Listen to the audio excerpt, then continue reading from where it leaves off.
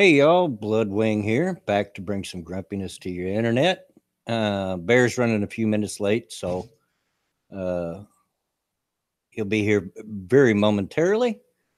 But I figured I'd like to go ahead and get started. I'm funny that way. I like to be on time, early usually. I like to be early for things. But how is everybody doing today? I see everybody's already getting their bets in for how long before the old man has to go to the bathroom. That's great. We'll see who's the winner. We'll see who's the winner. We might have to come up with some kind of prize for that someday in the future. I'm doing good, Zero to Hero. If I were any better, it'd probably be illegal, and it probably is in some states. Before I get too started today, remember to like and share the stream. And just a reminder, today is the last day that YouTube will automatically share on Twitter. So from here on out, you will have to do it manually. Just a reminder. Thanks, Vanilla. Yeah, he hit me up and said he was running about 5 minutes behind.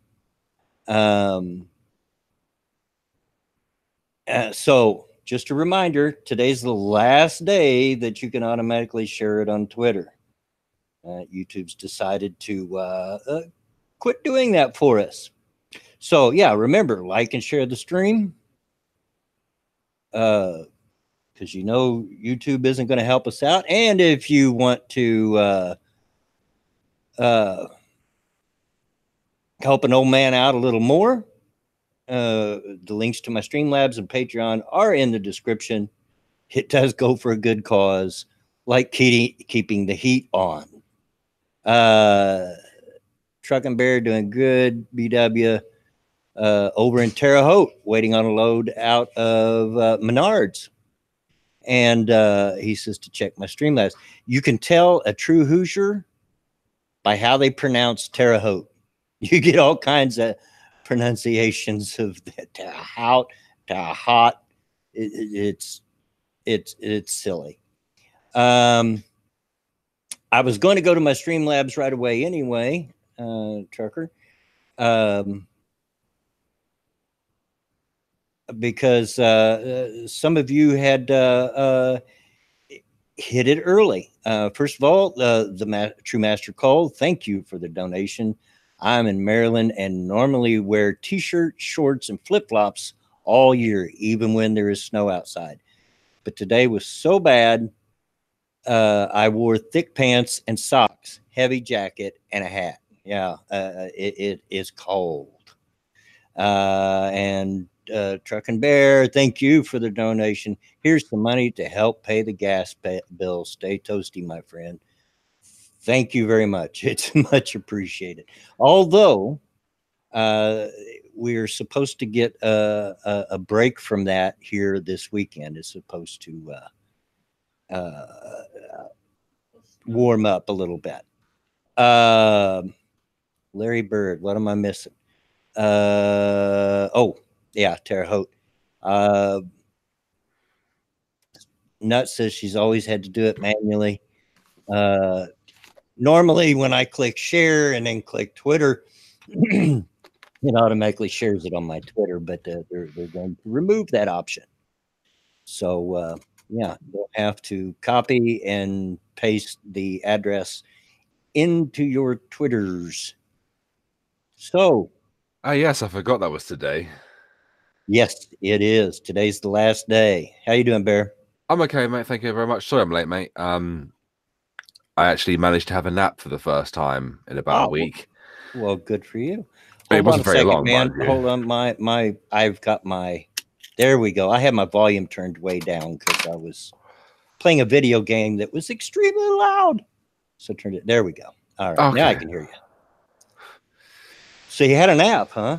Yeah, first decent one I've had in like a week or so. I didn't sleep last night very well. I woke up at 5 a.m. this morning again.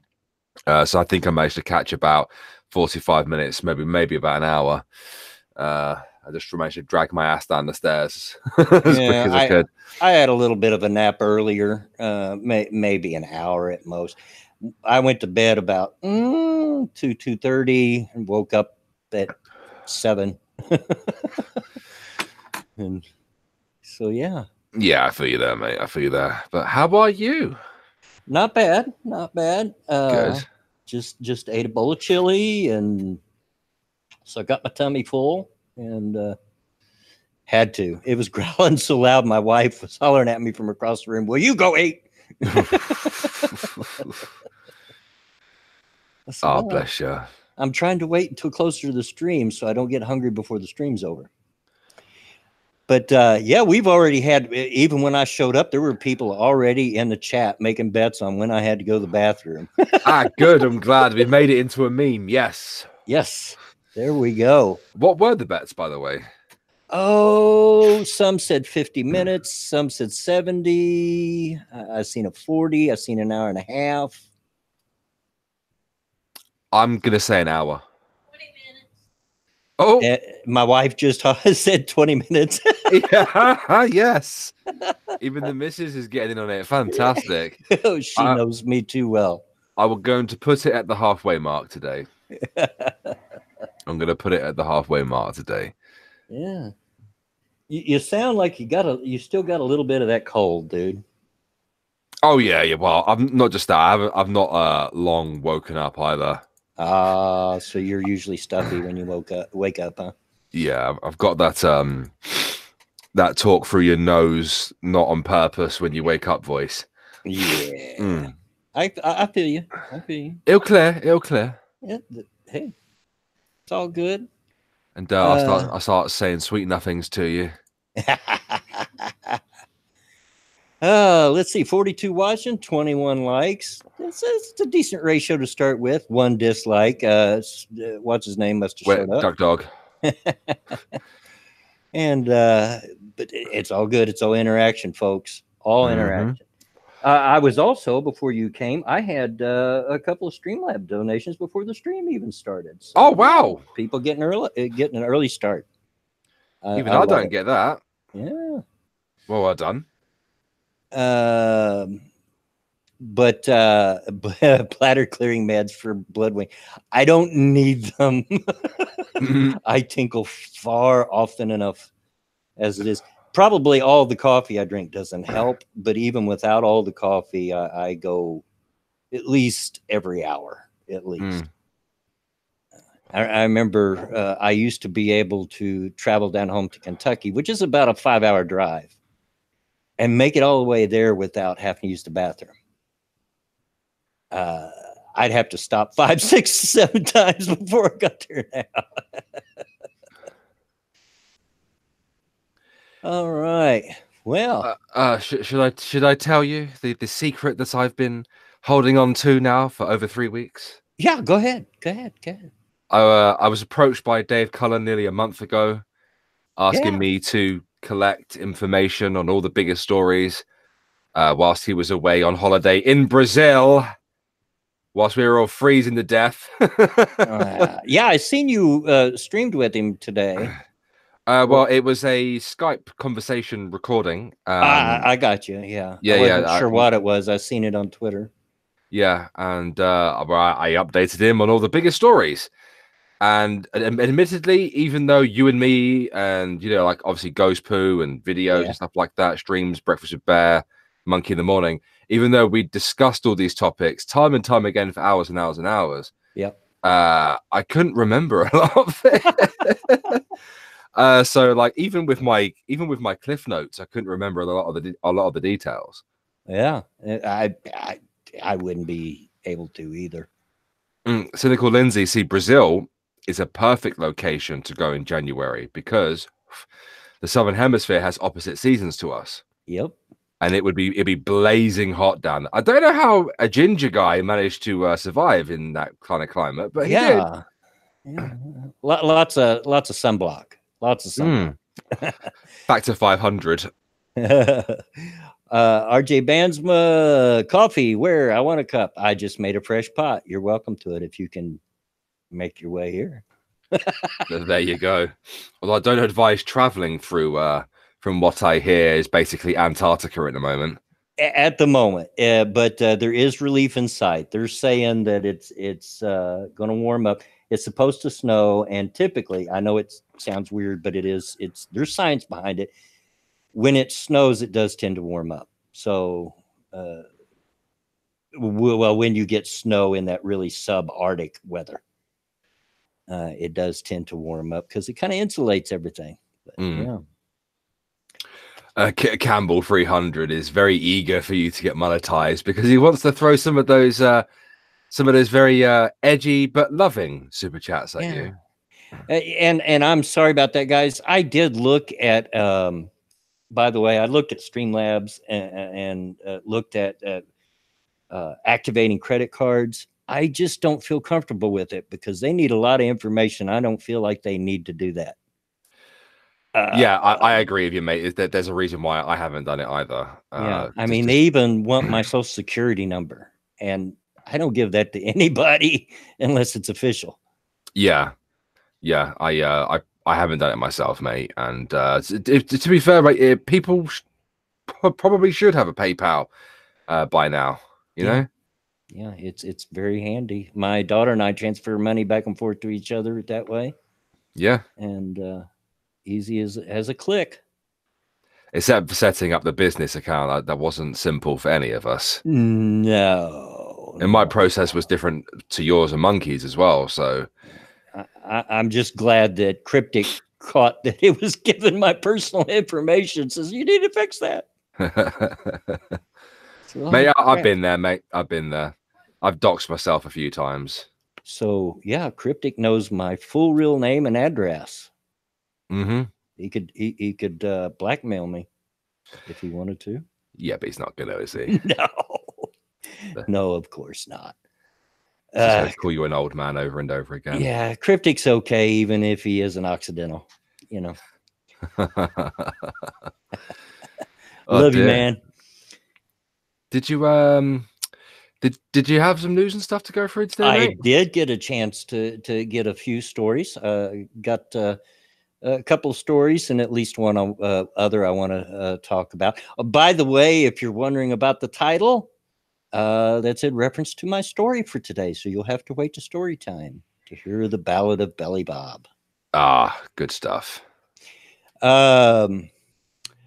First one, and some of you may have already seen this on Twitter because I've seen it for a couple of days. I wanted to talk about it.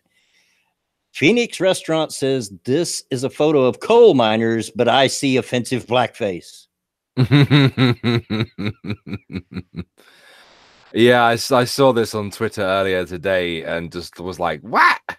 It's a picture. Well, here, let me see if I'm not real good at this. I'm probably going to get streamception. So let me see if I can share this. And you can see it's just an old picture of coal miners. Whoops. Sorry. There we go. There we are. We're back at it. And is that, hope that's presenting to everybody. It's presenting, but you're not sharing a screen. I am not, huh? Uh-huh. Told you I'm not very good at this. Nah, it's just your age, mate. Yeah, right. Mate, don't feel bad. Paul Joseph Watson, it took him like over an hour to figure out Google Hangouts. So, you know. And he's like the same age as me, so well, he's a little bit older than I am, but well, I can't seem to get it figured out. I'm sorry. It's just an old picture of coal miners hanging out in the in this bar. Presumably they're covered in coal. Yeah, they're completely covered in coal. They're filthy dirty, as you might imagine. Well, they're miners. Yeah. It's dirty work. But here's where we're at, folks. And I quote, a few weeks ago, I attended a holiday party at downtown Phoenix restaurant. I walked around to view the photographs on the wall. Then a photograph caught my attention. Friends said it's coal miners at a pub after work. It was a photograph of coal miners with blackened faces. I asked a Latinx, there's your first clue where this is going, and white woman for their opinion. They said it looked like coal miners at a pub after work. Then they stepped back, frowned, and said, it's men in blackface. Of course it is. I asked the waitress to speak with a manager. Instead, I spoke with a white restaurant owner. I explained to him why the photograph was offensive. Evidently, someone else had had a similar comment about the photograph before. Yet the photograph remained on the wall. That's because it's a picture of coal miners, not men in blackface. He said he would talk to the other owners and get back to me. While leaving, I asked him, had he spoke with the other owners? He had not spoken with them, but mentioned Google said it's coal miners after work. Who determines what's offensive? For me, the coal miners disappeared, and a film honored for its artistic merit, despite being the most racist propaganda film ever, D.W. Griffith's Birth of a Nation, 1915, surfaces in which white actors appeared in blackface. Really? You look at a picture with working class men, still dirty from their work, and the first thing you think of is Ku Klux Klan propaganda from 1915? And likely to have not been educated as well. Yeah. Likely to have not attended a full round of schooling back then, as was the norm for a lot of working class kids back then. Exactly. The white owners saw coal miners in the photograph. Of course it is, because that's what was there. Therefore, it was not offensive. Fact, the photograph shows coal miners' faces covered in soot. The context of the photograph is not the issue. The context is not the issue, huh? Yeah, that's them, not me saying that. That's what. Yeah, because they've got to ignore it, obviously. Yeah. Students have painted their faces black at the Arizona State University Sun Devils blackout football game. That's not the only place. Blackout games are a thing pretty much everywhere. You explained this to me the other day. They do blackouts, blue outs. Yeah. They paint themselves. They wear all black. It's just part of this, of rooting for your team. Yeah. During Halloween, people are encouraged not to wear blackface. Phoenix Institution of Contemporary Art showcased Bob Carey's portrait of himself in blackface. Art can be a trickster. People view artwork once and subsequently see something different. And I get that. I'm not one too much for high art, but I get it. You can look at a piece of art, but when you're looking at a historical photograph, which this was, there's only one thing to see, and that's the event that's happening. These are working class guys who worked an extremely dangerous job. Yeah, most of these guys had a longevity of 0. Yeah, I imagine being a miner back in those days in particular, were one of the top, surely one of the top 10 most dangerous jobs, surely. Yeah, absolutely. That you could get because we didn't have the proper technology and hadn't learned how to look after people that well. With all the different gases and cave-ins and working conditions. And black lung was a high risk of breathing all that coal dust all the time. But it goes on. Viewers cannot determine the intention of an artist's work. This wasn't an artist's work. It's a photograph. Art also exposes society's blind spots. Blackface is only a glimpse of a larger issue. The larger issue is the lack of representation of marginalized people and their voices in Phoenix. Frequently, I enter art galleries and am not represented in the art, which leads to uneducated curation for exhibitions. While shopping, I am ignored because it is assumed I am unable to purchase anything, or I am followed by a security guard because it is assumed that I'm a threat to the store. Bull crap. Yeah, a very angry old man tonight. I like it. Yeah. Each assumption is based on a stereotype. Blackface caricatures stereotypes of black people. At the downtown Phoenix restaurant, my concern that the photograph of men in blackface was a threat to me and my face and voice were ignored. Of course they were, because you were being an idiot. A business photograph of men with blackened faces culturally says to me, whites only. That bunch of coal miners, it didn't matter what color they were, they were just hardworking people. It was, oh Lord, my mind is breaking. It says people like me are not welcome. The operators of that downtown restaurant can choose to take the photograph down, leave it up, or create a title card with an intention statement. No matter their decision, I think the photograph should be taken down, sacrificing one image for the greater good. The greater good. For the greater good. Forgetting a bit of, your local town's history. If you the greater really, good. Yeah, if you really want to be represented, I'll bet you the coal mines are hiring. They wouldn't care if you get a job there. Yeah, I'm sure if you want to up the representation, go apply. Although mining is a lot more advanced these days. Yeah, a lot more advanced. Oh, it's I read that and my mind just broke. Are we really so far down the rabbit hole that a historical picture, which they freely admit is a picture of coal miners with soot, is still offensive because it reminds them of white men in blackface? Oh, I'm sorry, Cupcake. No.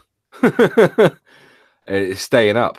Yeah. Owen Harmon, thank you. Just did a quick search. Average life expectancy of a West Virginia coal miner in 1950 was 35. So there you go. It was a celebration of these hardworking folk. I'm fairly sure that the workers in these mines, if given the choice, would have preferred not to be caked in coal every single day. Yeah. Faithless brings up a good point. There is so little real racism that they have to make that an issue. Right? Honestly, it does feel like that a lot of the time. Yeah. I mean, usually it's upper middle class white people trying to create issues for black people, but sometimes it is black people that get like it. But Pinkalo, that is very true. Ignorant buttholes have no clue that coal miners were also slaves. The company pretty much owned your soul. They paid you just enough and gave you shelter. They housed you right on the coal mine property. Just enough to survive, but not enough to get out of it. Mm-hmm. So, yeah. It was just a step above slavery for sure. But yeah. EVL1, no, it's lung of color. Yeah. Get it right. Yeah, that's the most inclusive term. Yeah, lung of color. Because don't forget, mining was a massive thing over here as well. Yeah. Even in the 80s, it was still huge over here. Coal mines and whatnot. Until I nearly said Theresa May then, but Thatcher came along selling everything off. Yeah. Jason Burns, you load 16 tons and what do you get? Another day older and deeper in debt. Ha! Ha ha ha. Didn't think I knew that, did you? Oh, there you go. But yeah, if by the way, if anybody posted anything they wanted me to see during that article, I didn't see it. I only got one screen. So while I'm looking at an article, I don't see chat. Perfectly Fair Delusions says, sorry, mate, sounds like the guy has a bit of guilt for being educated. Maybe they look at that and feel a bit guilty because they've had a very privileged life compared to what a lot of these guys had. I guarantee you that you make more in a month than some of the people in that picture made in a year. Yeah, they just really didn't make that much money.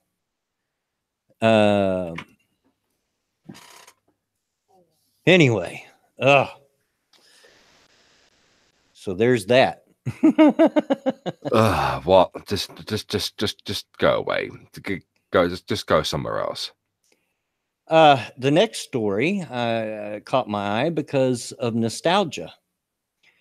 Youngest member of murderous Manson family again recommended for parole.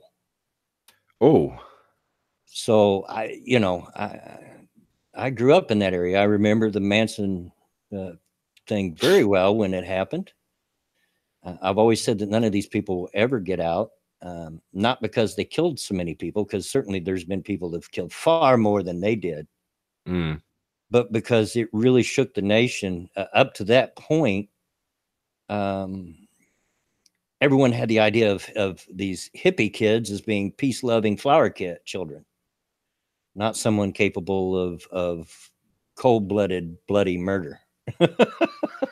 It's funny because they are mentioned quite a bit in the Ted Bundy tapes on in the first episode on Netflix. Yep. And of course, they bring it up. The term serial killer was new in the 70s. Exactly. And it just shocked the entire nation, because this was all happening at the same time. Let's see. The California Parole Board recommended on Wednesday that Leslie Van Houten, the youngest of Charles Manson's murderous family of followers, be released early from the life prison term she is serving for her role in the cult's 1969 killing spree. She must be getting on now. Yeah. The ultimate decision on whether to grant parole to Van Houten was 19 at the time of the slayings and is now 69. Rests with California Governor Gavin Newsom, whose predecessor, fellow Democrat Jerry Brown, twice denied the board's recommendation that she be set free. Manson, who died in prison in 2017 at age 83, directed his mostly young and female devotees to murder 7 people, including actress Sharon Tate, in August 1969, in what prosecutors said was part of a plan to incite a race war. Although Manson, one of the 20th century's most notorious criminals, did not personally kill any of the 7 victims, he was found guilty of ordering their murders. He was also convicted later of ordering the killing of 2 others during that summer, music teacher Gary Hinman and stuntman Donald Shorty Shea. Wednesday's decision by the parole board capped the latest of 22 attempts by Van Houten to persuade the panel that she be deemed suitable for release. She is currently being held at California Institute for Women in Corona. In a statement, the parole board said its latest ruling begins an evaluation process of up to 150 days during which the agency staff will review all the facts and matters of law related to the decision. If the grant withstands scrutiny, it will then be sent to the governor's desk, the board said. The governor can uphold, reverse, or modify the recommendation or send it back to the board for further review. He may also opt to take no action, in which case the grant moves forward. Van Houten was convicted of fatally stabbing grocery owner Lino LaBianca and his wife Rosemary in their Los Angeles home on August 10th, 1969. The words "death to pigs" and "helter skelter," misspelled with an A in there, a misspelled reference to a Beatles song, were found scrawled in the victim's blood on the walls and refrigerator. Previous night, members of Manson's cult broke into the rented Los Angeles hillside home Tate shared with her husband, filmmaker Roman Polanski. Polanski was away in Europe at the time. But Tate, who was 26 and 8 months pregnant, was slain along with 4 friends of the celebrity couple, including coffee heiress Abigail Folger and hairstylist Jay Sebring. Van Houten's 1971 conviction and death sentence were initially overturned on appeal, but she was retried, convicted, and sentenced to prison in 1978. Earlier this year, local media reported that the board had recommended for parole another Manson follower, Robert Bosalil, 71, who has served nearly half a century for the Hinman killing. Newsom has not revealed his decision in that case. What do you think? Should she be paroled? I don't think that they'll any of these people will ever see the light of day, if for no other reason than for what it stands for. Yeah, the fact it was one of the most high-profile serial killer cases. Right. And very few, if any, of these people have showed any real remorse. There are video clips of this girl with her co-defendants, 2 other women, Yeah. marching arm in arm down the hallway, singing songs and laughing. That's not a good look. Yeah, they just... Manson really done a number on these girls' brains. On all of them. Yeah, he did, yeah. He really done a number on them. I know that he used to do cult-like exercises with them. He'd make them stand directly in front of him and make them imitate facial expressions that he was doing. Yeah. To try and break them, if you like. But it's probably not a good idea to let them out. Yeah. Streamlabs, Bloodwing. Let's see what we got here. Glad you're keeping an eye on that while I'm reading stories. Come on, reload. I wished it updated real time. I really do. Oh, and there's one I didn't see. Oh, thank you very much, Jager Pony. Very generous for firewood and old man pills. There you go. And thank you, Cryptic. Man bites own dog and FBI. I will have to take a look at that.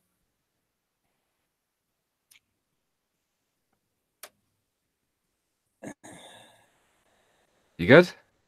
Yeah, I'm good. I was copying and pasting a link that Cryptic sent me in his donation. Man stripped naked, bit his own dog. What? And then bit an FBI agent on the neck, Virginia cops say. I hope they gave that agent a tetanus. A Virginia man attacked and bit his own dog multiple times. What? Tuesday morning, then chomped down on the neck of an off-duty FBI agent who tried to subdue him, according to a press release from the Prince William County Police. And all this happened while the suspect, 31-year-old Corey Phillips, was naked, police said in the release. You know, it wouldn't quite be a crazy story unless the guy was naked as well, would it? Why was he biting his dog? What breed is it? Phillips is also accused of knocking down a 60-year-old woman who tried to calm him down, the police release said. All this happened around 8:30 a.m. Tuesday in Manassas, Virginia, when police went to investigate a man who was walking around the neighborhood naked, said a statement. The town is about 40 miles southwest of Washington, D.C. Prince William County Police say they found Phillips standing naked in the middle of Nottingham Drive and then resorted to pepper spray when he ignored commands, said the release. Phillips was unfazed and advanced toward an off-duty FBI agent who had stopped to assist the officer, and a struggle ensued, said the release. The FBI agent was bitten on the neck, but had only minor injuries, officials said. Investigators said in the release that they believe Phillips had been smoking marijuana in his home before he stripped off his clothes and went outside. This guy was doing more than smoking pot. Yeah, there's definitely a bit more than just a bit of weed there, mate, I think. Yeah, I mean, it's been over 36 years since the last time I smoked anything, but trust me, it doesn't make you do stuff like this. I've smoked weed, and I can tell you now, if you'd sprayed me in the face with pepper spray, I would have gone down. Yeah. At some point, the accused picked up his 5-year-old Labrador boxer mixed dog. That's a big dog. That is a big dog, yeah. And began to squeeze it before biting the dog on the ears and chest, causing minor injuries, said the police statement. I suppose the dog didn't fuck him up. Yeah. The accused then went outside, where he eventually pushed a neighbor, identified as a 60-year-old woman, to the ground, who had attempted to intervene before officers arrived. The woman was not hurt, said the police statement. Phillips was taken to a hospital and later charged with malicious wounding, animal cruelty, possession of marijuana, assault and battery, obstruction of justice, and intoxicated in public, said the press release. He's being held without bond and has a March 5th court date. He was just smoking pot, folks. Trust me on this. Prospero says some of the new concentrated pot is hallucinogenic. Methinks there was something laced in there then. Yeah. He dipped it in something. Yeah. Like maybe PCP. I've And heard PCP does crazy things to you. take it from someone that was addicted. I was an addict. But you and I have had that discussion before. To create PCP, don't you have to like dip a cigarette in a different chemical? You do. I didn't take it that way. I snorted it. It's an animal tranquilizer, is what it is. Like MDMA. Yeah, it's an Yeah. animal tranquilizer, and you feel pretty much invincible. Makes people very violent and makes them invincible. That's my guess. That he just probably smoked some angel dust, which is the street name, or used to be the street name for it. That's what we called it. Yeah. And 8:30 in the morning, boy, he got started early. Yeah. That is very early, isn't it? Yeah. Virginia has some early risers. Yep. Fet anal. Well, Fentanyl. Fentanyl's been just killing people, hasn't it? Yeah. Or very late. Yeah, you Yeah. could be right there, Faithless. Yeah. I can remember many days where, I'd partied all night and watched the sun come up. Ooh. Okay. And there was only one more thing I wanted to talk about. You all have probably seen on Twitter, probably heard the news. And I cannot remember the name of the fella. But there's an actor that's has made an accusation that two men attacked him in Chicago, wrapped a rope around his neck, beat him up, shouted, "Make America Great Again." What is his name? Let me. Has kind of an odd name in my opinion, but what do I know? I'm scrolling through Twitter because I know it's in my Twitter. But anyway, they're claiming there's all this proof. They won't turn over their phones. His manager says that he was on the phone with him and he heard the whole thing, but he won't turn over his phones to prove it. Of course. They have checked every camera in the area and there is no film of it. The best they got is there's two people they want to talk to because they were in the general area at the time of this supposed attack. Now, I'm not saying that it can't be true. There's stupid people out there. Of course, it could be true. But there are some things that really aren't adding up to with this in my mind. First of all, this was in Chicago, and they are under the same polar vortex that I am. In fact, it's even a little colder there. Criminals may be stupid, but even they know when to get in out of the cold. Yeah. Crime typically goes down a little bit during cold weather like this because they don't want to get out.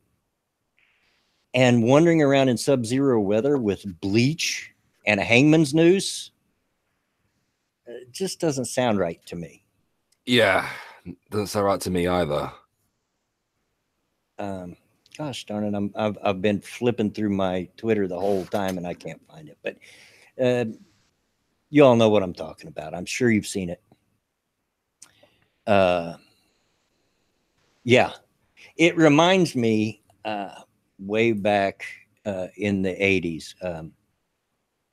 There was a fella by the name of Morton Downey Jr. And if you don't know who that was, he had a talk show that was really popular for about 2 years. He made Jerry Springer look like a sissy. Yeah. Oh, yeah. He would get right up in people's face. He would blow smoke in guests' face. Call them pablum puking liberals. His crowd took to dressing, his audience took to dressing in outrageous outfits and would take their turn standing at the podium saying just whatever outrageous thing they wanted to say. It was really nuts. But toward the end of his run, he covered a story that was really big at the time. was a 15-year-old black girl that had accused, I think it was 6 police officers, of raping her and writing racial epithets all over her body. Yeah. Well, come to find out, after him pushing the issue, it was not true. She wrote that all on herself. My shock. Imagine it. done it for attention. Yeah. So this is what it reminds me of. I'm sure the guy's a nice guy. I don't know anything about him. I don't watch the show he's on, so I have no clue who he is or what. I do. Anything. But just because he might seem like a real nice and level-headed guy doesn't mean he's not capable of that. Now, as an aside, Morton Downey Jr. himself pulled the same thing a little bit later himself when he cut his own hair and stated that he was attacked in a bathroom by a Klansman that cut his hair off and wrote something on his forehead, a swastika, as I recall. Oh, okay. It's not really the Klan's MO, but yeah. RJ Bandsma, I don't think they're related. No, his father was famous, though, was a semi-famous singer in his day. But, yeah. What's the guy's name again? Of the talk show host, Morton Downey Jr. No, the quote unquote victim of a hate crime. I don't know. I couldn't find it. He has a strange name. Chat, can you tell me? Because I was looking through. If you said it earlier, I didn't see it because I was looking through my Twitter at the time trying to find it. Yeah, he's an actor who plays like a singer in Empire. Yeah, and I tried to watch that TV show, Blood. Yeah, Jesse something. Yeah, I tried to watch that show, and I got fairly far into it before I gave up. Jussie. That's why it's not Jesse. It's Jussie Smollett. Yeah, Jesse Smollett. Yeah, he's oh god, that show's hard work, man. That show is very much hard work. There's a lot of insertion of social justice type stuff in there. Well, here's some more that doesn't make sense to me, other than the weather and okay. Let's say I can suspend my belief enough to believe that there's 2 men walking around with a bottle of bleach and a hangman's noose in sub-zero weather, just looking for someone to attack. Okay, let's assume he took 40 minutes to call the cops. Awful long time. And still had the noose around his neck when they arrived. Yeah, I don't believe him. Again, I don't know. I suppose it's possible, but yeah. Evil One Bloodwing subway open at 2 a.m. in some areas. I don't think it is here in our area, but yeah, in some areas it is open very late. I just don't get why he'd go to the effort to fake this entire thing either. Why do people fake any kind of crime? It's for the attention. Well, the man's an actor. Yeah, like doesn't really need to, but I suppose it's anything to demonize Trump supporters, I imagine. Well, yeah, of course they had to throw in that, people were hollering, "Make America Great." His manager said he was on the phone with him at the time of the attack, and he clearly heard someone hollering, "Make America Great Again." But yet he refuses to turn his phone over so that can be verified. Yeah, exactly. Stupid. Very, very stupid. I just hope that they don't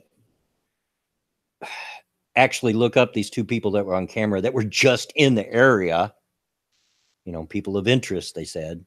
Yeah. And try to crucify them for this, just to look good. Yeah, Zombie Teddy, they put 20 detectives on this case. They're taking it seriously, which they should. You have to take every accusation seriously, but something doesn't smell right about this to me. Yeah. Smells like bullshit. Yeah, but go ahead. Prove me wrong. Prove me wrong. and I'll admit that I was wrong. Yeah. Okay, that's it for me, Bear. I'm done. Yes, I'm currently just trolling my way through a subreddit right now. I'll give you some choices. I'll give you some choices. You can tell me if you want them or not. Ben Affleck finally achieves lifelong dream of not having to play Batman anymore. Pablo Escobar's restaurant draws backlash for name serving hamburger with line of fake cocaine. Hell, Michigan freezes over. Bless me. Porn star ends 2020 presidential bid after 17 months. Endorses My Love Bernie. Yeah, they all sound good. Geez, just take them in any order you want. All right, then. Porn star ends 2020 presidential bid after 17 months. Endorses, quote, My Love Bernie. A Democratic porn star is ending her long shot 2020 bid to make America fucking awesome again after her campaign failed to get off the ground. I wonder why. Sherry DeVille, an adult film actress whose real name is Carolyn Paparosi, made a splash. Wrong use of the word splash and with the porn star there. After announcing her bid for president 17 months ago, way ahead of every other candidate, and hoped to run for the Democratic Party's nomination. I think Hillary may have had something to say about that. But she has officially ended her endeavor, citing a lack of support for a campaign that tried to combine opposition to Trump, libertarianism, and Bernie Sanders-like views, including legalization of marijuana, free education, gun control, and net neutrality. Right. When I began the campaign and was building up speed, I really had hopes that this would actually happen for me, DeVille told the Washington Examiner in an interview. Maybe as the cultural climate changes, I can try again. And she certainly looks young enough to go again. Oh, I've got heartburn. She also said that Stormy Daniels, another adult film actress, and her fling with President Trump made her campaign seem unoriginal, hurting her chances. I don't think it was that, love. I wonder if that hurt the legitimacy of my campaign, as if, oh, there's another porn girl trying to get in the political sphere, she said. She's not completely wrong, but still, I can't see America voting in a former porn star to be president.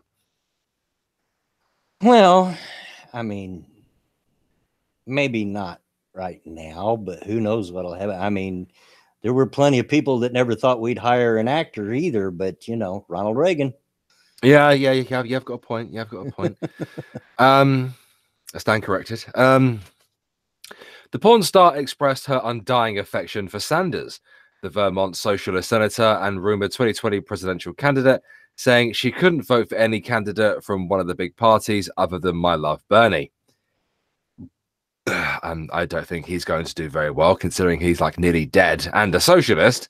Yeah. Methinks the majority of Americans aren't voting for that. She also told the Examiner that she was the target of threats and mean comments about her running for president. People got crazy, mean, violent, she told the outlet. Perhaps that happens to all political candidates, but I don't have the money for bodyguards. I even had people tell me it was a sign of the fact that the US was moving forward in a negative way and that they would end that, she added. People with those feelings about pornography are very serious about how they feel. DeVille isn't the first 2020 hopeful to drop out of the race before all the candidates even declare their bids. Former West Virginia State Senator Richard Odeja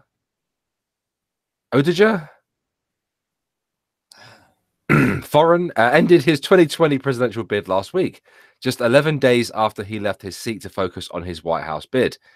In an hour-long Facebook video, the tattooed Army veteran said he couldn't see himself accepting money from people struggling to get by for a race that's not going to be able to get off the ground. Well, I mean, you're a veteran, mate. I mean, there's a good position to start. When I was a kid in the grade school, my teachers always said that anyone could grow up and become president. They just said, unfortunately, what I'm starting to realize is that unless you have wealth, influence, and power, it's not gonna happen. Yeah. I don't necessarily I don't disagree think with we're him. quite ready for something like that now, but who knows? Someday in the future, I mean, it's certainly not a bad platform to launch yourself from. Yeah. Being a veteran, but I mean, from I mean, the president. How long does your election cycle last? What, like it lasts about a year and a half, doesn't it? Before the next election, it lasts forever, dude. but by the time the election happens, people are so ready to get the politicians off their TV. It's not even funny. Yeah, I can imagine. And I might to keep that going, you got to have a lot of money. Yeah, a lot of donors. It does. Well, talk to the chat for just a minute, Bear. It is that time, so I don't know if anybody hit the time. Oh, what is it? 43 minutes, 53 minutes. Yeah. So. So close. I'll be right back. What's going on, chat? I hope you're all well today. I hope you caught my video that I released last night on the main channel, RA Bear channel, speaking about the YouTube shadow banning conspiracy content. If you didn't watch that, make sure you do after the stream. Damn it, 5 minutes off. I know. I was 5 minutes off as well. Evil Gunny, one Florida teacher was so mad at her 7th grader for wearing a MAGA hat, she quit sleeping with the she quit sleeping with him. I would rather have a president for 6 years so I could have a break for those fucking election ads. I feel you. What up, Bear? What's going on? All you need? Your boy Pat. What's going on, Pat? What up, everybody? Just got home from donating blood. Hey, good man. It was a great vid. Thank you very much, Prosper. I appreciate it. Thank you very much for sharing it as well. I imagine that being successful on a personal level has an impact on running a country successfully. Been manually going through your irate Alex channel though. Good times. Thank you very much, man. Appreciate that. I definitely need to get a new video out over the next 24 hours or so on the R8 Alex channel. So, yeah. I think the EU will sneak in Article 13 during the elections. No, they won't be able to. They'll probably try get it again after the new MEPs are elected, but we'll see. Jen says, so Bear, when it's cold in England, it's moist cold. Yes, it's moist cold, yes. Because it's always humid here. Cynical Lindsay's still at work. Okay. Got a couple of vampires in the chat there. I drank some blood. What's going on, Country Bumpkin? And I didn't fall in. You didn't fall in? That's good news. Yeah, didn't fall in. I'll be back in a second, mate. I'm not going for a wee. I'll be back in a second. Hey, what's up, guys? Hey, Jen. When it's cold in England, it's a moist cold, isn't it? I don't know. I would assume so. I donated blood to someone else's. I don't donate blood, and here's why. I am a universal donor. In other words, anybody can take my blood. Once that gets on record, every blood bank in the area bugs the crap out of you to come donate. Now, I'm not afraid of much, and I'm not afraid of needles, but I don't do well with giving blood. I have to turn my head away. I just gave a couple of vials of blood just for some tests the other day, and I couldn't watch them. 45 minutes till the next break, Chicago Mike. Maybe, I try to make it at least halfway, but yeah, just couldn't do it. I was already starting to sit and do the pee-pee dance in my chair. Hello. And he's back. I was getting quite bad heartburn, and I don't have anything for it, so I just had like 3 or 4 massive gulps of milk. BG, not to mention all the drug residue in your blood. That's a long time ago. Of course, up until recently, I took blood thinners, and I couldn't anyway because of that. But yeah, needles don't make me nervous. I don't mind shots and stuff. I can watch them give me a shot. It's just when they take the blood. I was just telling chat that I don't give blood because I am a universal donor.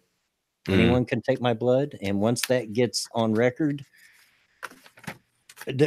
for years, I was constantly getting phone calls. Why don't you come down and donate? Why don't you come down and donate? Why don't you come down and donate? I've only got so much blood, guys. And I don't like giving blood because I'm not good with it. I don't watch. You don't watch them draw it from you? No. Ah, sad. No. I can handle blood. I remember when I was a kid, neighborhood friend of mine were out riding bicycles, and we were about 11, 12 years old.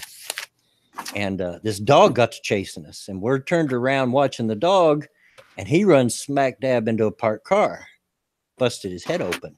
Oh. Bled everywhere. If you've ever had a head wound, you know how that bleeds. Oh yeah, of course, yeah. I've had one of them. By the time I got him home, I walked him home, and by the time I got him home, he looked like he was in a horror movie. Just blood everywhere. I knocked on the door. I was just fine. Got his mom to get him and get him help, and then I fell to pieces. As soon as I got him help, I just went. I don't do good with blood. I can watch a bloody horror movie and not flinch. Yeah. The worst of the worst. But that's because I know it's fake. If I see something and I know it's real, not so much. I'm really good with needles and watching my blood leave my body. I had a blood test late December, I think. I like watching the needle go in. I like watching the little vial fill up with blood. And I think she even commented saying, you like watching this, don't you? I went, yeah, it's fascinating to me. I've always have been fascinated by it, even as a kid. Yeah, needles I don't mind. It's just the actual drawing of the blood. I remember, you know this. My youngest child was born 2 years after my wife had her tubes tied. Yeah, I think you told me that. Yeah. And I remember the doctor calling us when she found out she was pregnant. The same doctor that done it was going to deliver the baby, and he called and said, I hear you're pregnant. I find that hard to believe. And I said, you do? You know? He says, well, I'll tell you what, I'll just, I'll bill the insurance company their part, but I won't charge you your part for it. And I said, well, that's great. But what are you going to do for the next 18 years? Now, don't get me wrong. Love my youngest daughter. Glad it happened. Wouldn't trade it for nothing in the world. That's the reason she has the nickname of Boo, short for Boo Boo. But when she went in after giving birth, they redone her tubes and filmed it. They come. I'm sitting out in the waiting room, and they come out and hand me this VCR tape. I said, "What's that?" He says, "Well, that's a horror movie."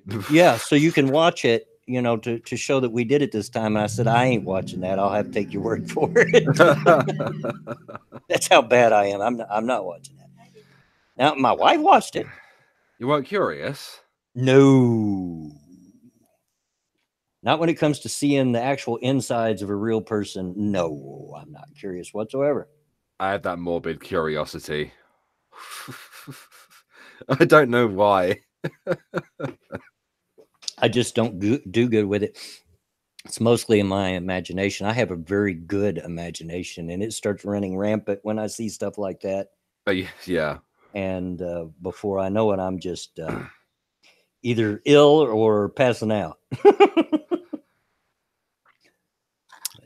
I get you. I mean, I watched a documentary not that long ago, and it was for some reason it was like an autopsy documentary, and it was a bit more grim than the usual type Right. of autopsy ones. It was a lady who had died of heart disease, and she was from like Florida, and they donated her body to science, and they sent her body over here. And a couple of our morticians or whatever opened her up on camera. This was real, you know. Yep. They had like basically cameras, you know, sort of rotating around her, and had lots of close-ups and stuff like that. Had some very sad music in the background. I think that's what made it for me. That's what really sort of drew it back for me. Otherwise, I don't think it would have affected me too much. But they cut her open, and they took all of her organs out and weighed it one by one. And they had, as they were going along, the doctor person was explaining on camera what had gone wrong with her body, what she would have felt in her final days, and then they put all the organs back in and sewed it back up. And I think it was the way that they filmed it and the background music that made me feel quite sad and quite a little bit queasy about it. But I think if it had just been straight up, I don't think I would have had any kind of sort of negatives about it, to be honest. Yeah. If I'm watching a documentary or watching PBS or something like that, and a clip of surgery pops up, yeah, I'm turning my head. Tell me when it's over. Sarah, is that directed at me? Because I will admit, yes, I am a wuss when it comes to that. That and spiders is the only thing that gets me. Pat's giving me shit for watching documentaries. Bear, you're always watching documentaries. Oh, I am too. Always. Bores my household to death. Well, except for Mama Minnie, my daughter, she likes them too. Everyone else gets bored. I mean, I love a good documentary. Yeah, I love a good documentary. I think that's why I appreciated Shane Dawson's Jake Paul series so much. Mm-hmm. I mean, it was garbage, but it was entertaining garbage, you know. Right. It depends on the documentary. American documentaries are so different to British ones. They really are. You guys know how to put on the bling. Like, you really do. Oh, that's just American television in general. You guys know how to sell it, man. You really do. That don't get me, BG. That don't get me. But sometimes the fake spiders will. My grandkids always thought it was funny to try to get me with a fake spider. So they would set some fake spider down in the doorway to the bathroom or something. Thinking that would be funny. So yeah, you guys think you're real funny when I shove it down your throat. Not that I would do that. But and yes, Jack, Shane Dawson has just released a video that's nearly 2 hours long, and I believe he isn't getting paid for it either. Yeah. Oh, he's had a bit of controversy today, actually. If you're interested. Yeah, I've seen something about conspiracy theory videos. Well, yeah. I mean, Shane Dawson's a massive fan of conspiracy theories. He loves them. Right. Like before he did his big Jake Paul series, he was hammering them out on his channel. Like to the point of where he was like trying to contact people to get information. He was like having Skype calls with people that, you know, give him tip-offs and all that kind of stuff. He loved it, you know. Right. And he released a big one yesterday, or it was today. I can't remember. It's nearly 2 hours long. You know, and that's a lot of work for a YouTube video, right? Right. And obviously YouTube has taken a stance against conspiracy video content now. I made a video about it as well. People can go check that out afterwards, but they're basically shadow banning it. And he tweeted it out, shared it as he does. You know, he's a YouTuber who has a Twitter account. Paul Joseph Watson quote tweeted it. You know, but questioning, will Shane Dawson get monetization for this? because he's like the darling of YouTube at the moment. And Shane Dawson replied with, "No, he's not. His video is not monetized, or it's like limited ads or whatever." Right. And he said he was a big fan of Paul Joseph Watson. Now, we all know Paul Joseph Watson, right? And we also know that Shane Dawson exists within a very progressive bubble. Right. Right. Yeah, all the responses, blood. It's a lot of fun. Well, I think who I can't remember who I said that who I seen that quote tweeted him and replied to him and said, "No, this is not a good look." Yeah, but there were a lot of comments like that. There were just people giving him shit, you know, saying, "You like an alt-right fascist? You like a race realist shithead?" Ah! Yeah. No, Zero the Hero. I'm the same. I'm not a fan, like a massive fan of PJW. I think he's too trollish, I guess. I also think a lot of what he says is bollocks, but I kind of find it funny that Shane Dawson said he was a big fan. I don't know if he knew who he was talking to. I'm not a real huge fan of conspiracy theories. I will watch them every once in a while just to see what kind of idiocy people are believing. Just for entertainment purposes. But yeah, for the most part, I don't look at them too much. I think they're fun, you know.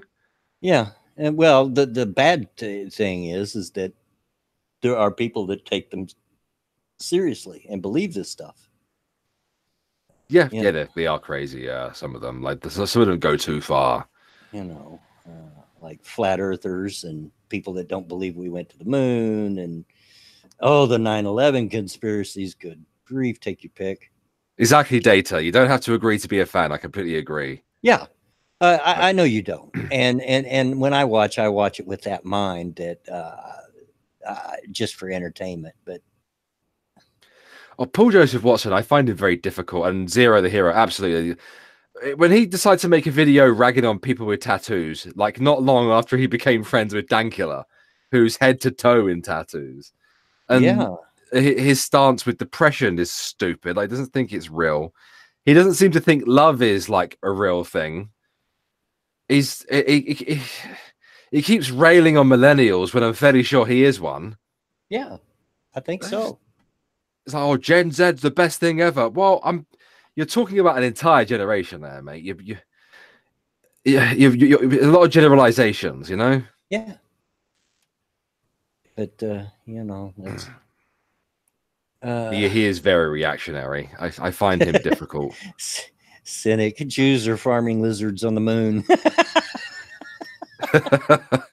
and again, that's another documentary that I watched. Not farming lizards on the moon, but British documentary makers went over to America like not long after 9/11, and they were making like they were looking at people who were like 9/11 truthers.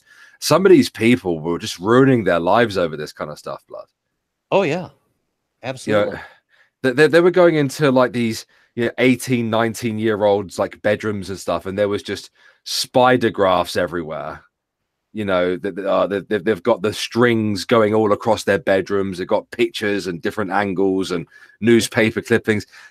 Mate, even if you did manage to somehow like prove something, people aren't going to take you seriously. Yeah. But that being said, I'm not for silencing these channels. No, neither am I. Even if it's an idiotic idea, you have the right to express it. You know, exactly. Who are we going to make fun of? You know, right? Also, I find it kind of offensive as well.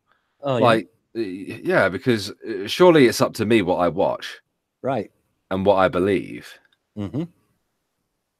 You know, and YouTube trying to is acting like mummy and daddy here.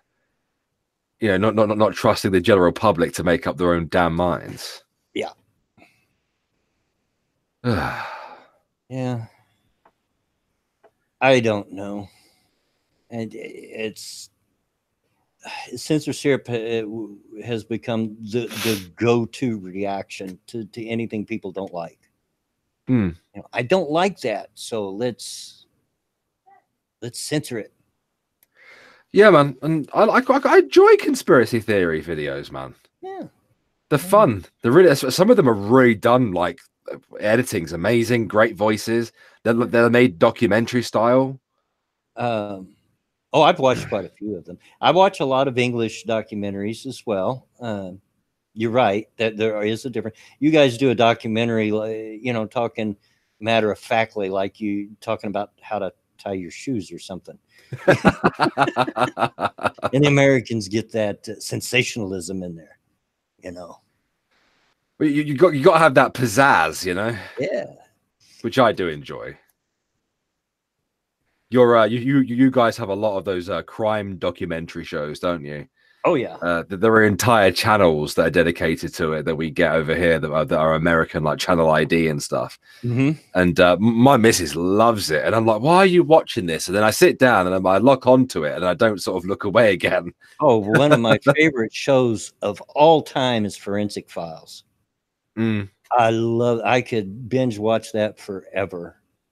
I just love that. And if you're not familiar with it, it's just, it takes a certain crime for 1/2 hour. I think they're 1/2 hour episodes, and goes through all the forensics that they went through to solve the crime or whatever. Mm. Just love it. It's fascinating stuff. Yeah, cynical and I agree. Forensic Files is awesome.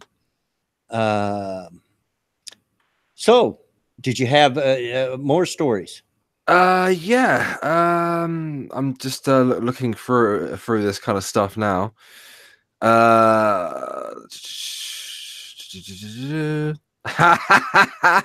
GameStop Germany is offering Fallout 76 for free when you buy a used PS4 controller. Not even a new one, a used one? Yeah. Oh, that's funny. Oh my gosh. That's how much your game is worth, Bethesda. A used PS4 controller.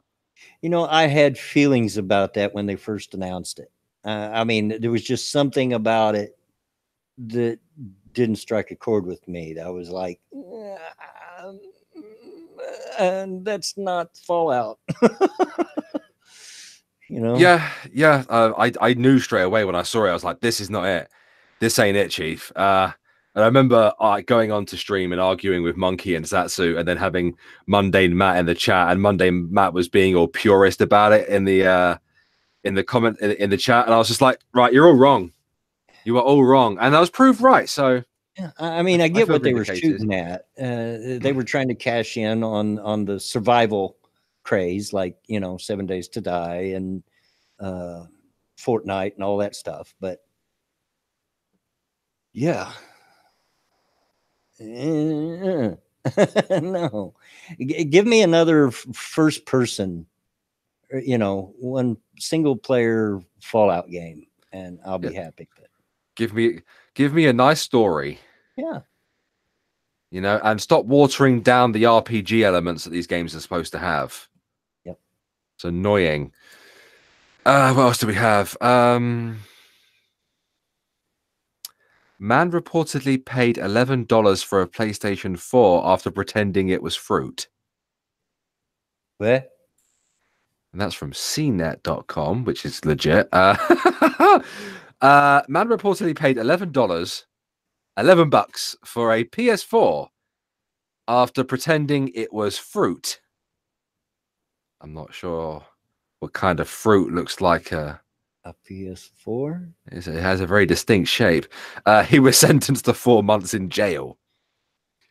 It was the most white collar of crimes, lying at the self-serve at the supermarket. Oh, that's how he did it. Okay, you know the drill. You approach the self-service desk at the shop, you scan the barcode, or you weigh the fruit and pay the money.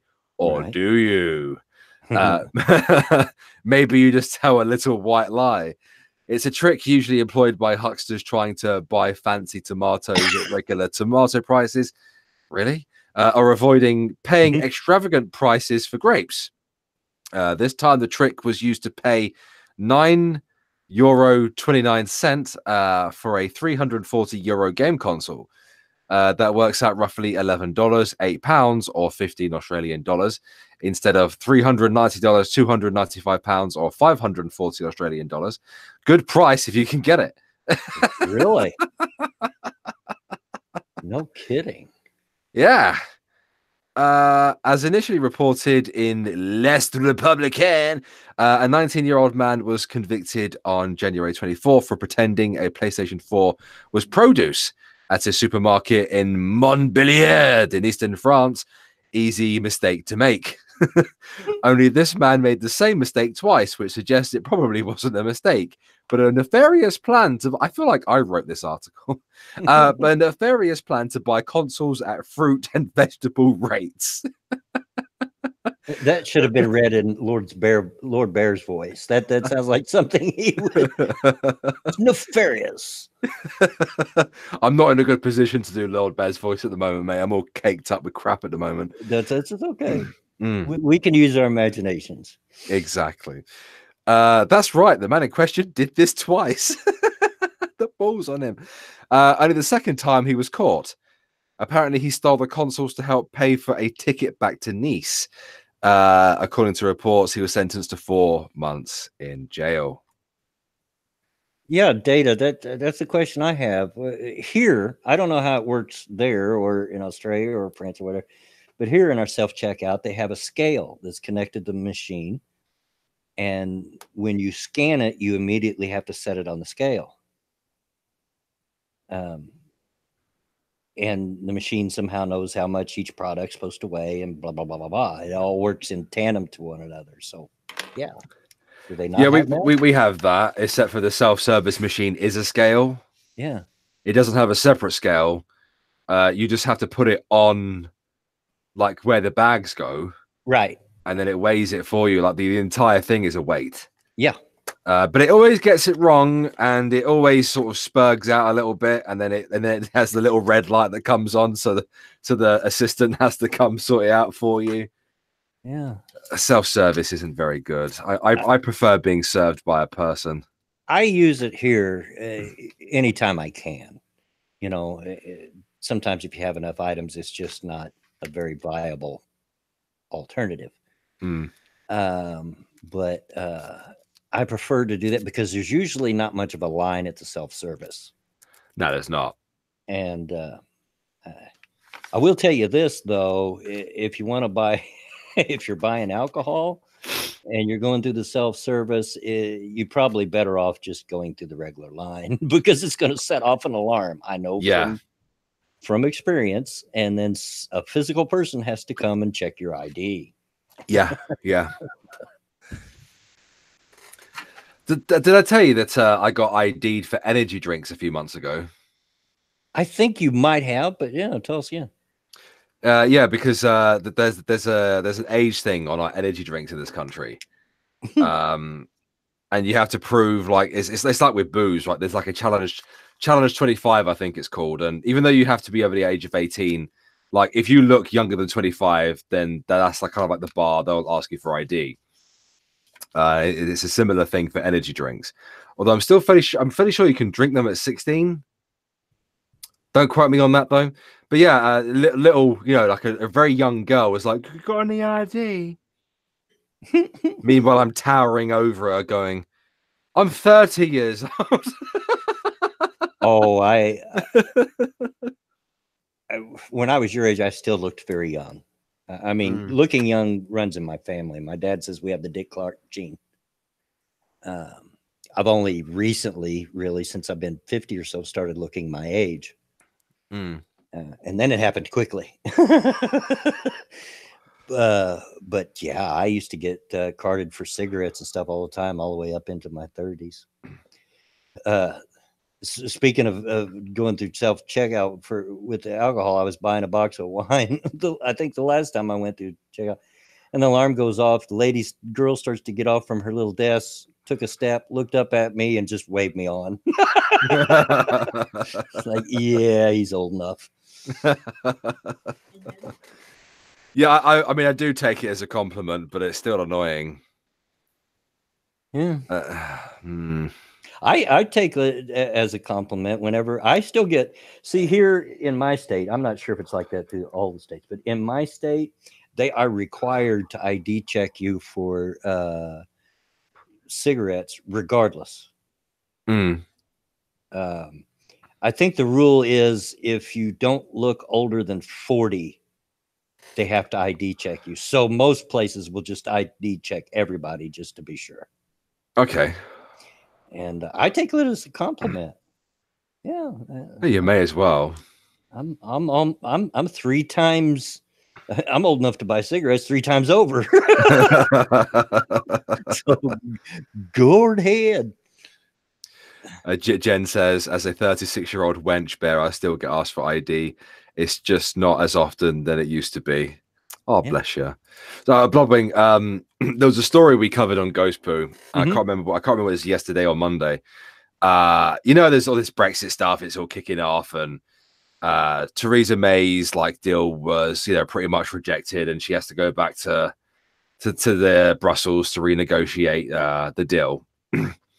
Well, the BBC got a bit dramatic about it, right? They basically put up the background of Spitfires and Hurricanes going into the Battle of Britain when describing Theresa May going to Brussels to renegotiate. And The Guardian has released an article having to explain to people that Theresa May will not be flying to Brussels in a Spitfire. Really? No shit. Yeah, she's going to carry out an air-to-ground attack on Brussels from a Spitfire. Yeah, well, what are you going to do? Egypts.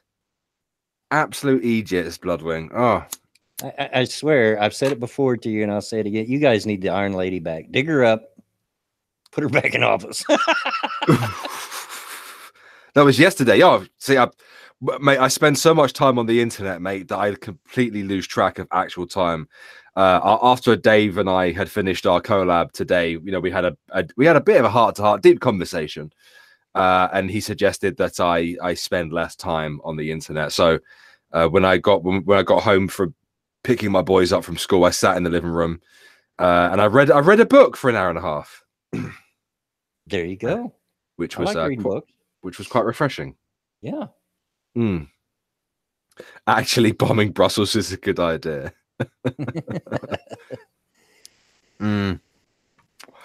That's really sad that the Guardian of all newspapers has to explain to people that Theresa May is not going to be flying to Brussels. Oh, good grief. Yeah, it's amazing. People see something like that, which is obviously meant as a joke or tongue in cheek, and take it for serious. Wait, what's this? This can't be right. They've got to be taking the piss. Paralympic swimmer banned from competition because she's disabled. Isn't that what the Paralympics is about? Yeah. What? Okay. Swim England has urgently clarified its competition rules after a British Paralympian was wrongly banned from competing. Okay, so it's wrongly competing in the county championships because she is disabled. Well, I should hope so. She's a Paralympian. It's kind of a prerequisite. Yeah.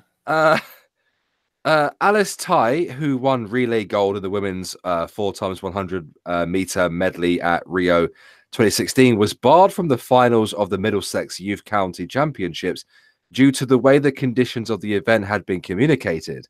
The national governing body said it was in no way intended to offend anybody. Well, I think he offended some people. Well, yeah.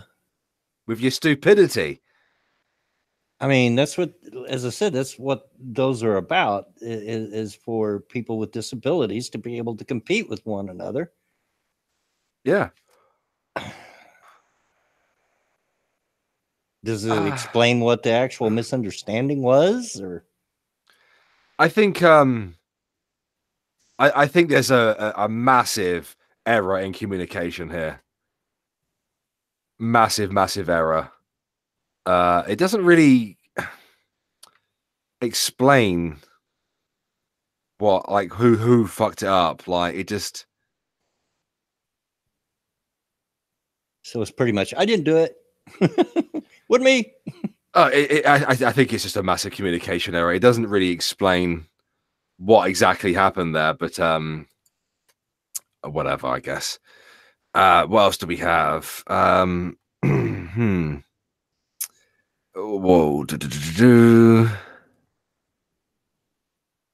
Oh no. This poor lady. New Mexico woman says she keeps getting pea-covered bologna from stranger. In America, we call that baloney. Ah, okay. I know it's not spelled that way. Why is there not a Y on the end of it? Well, sometimes it is spelled with an EY, baloney, but it's bologna. We just say baloney. Hello, gentlemen. Hello, monkey. Hey, what's going on, man? I am sorry I'm late. I was busy making Bear happy. Oh, yeah?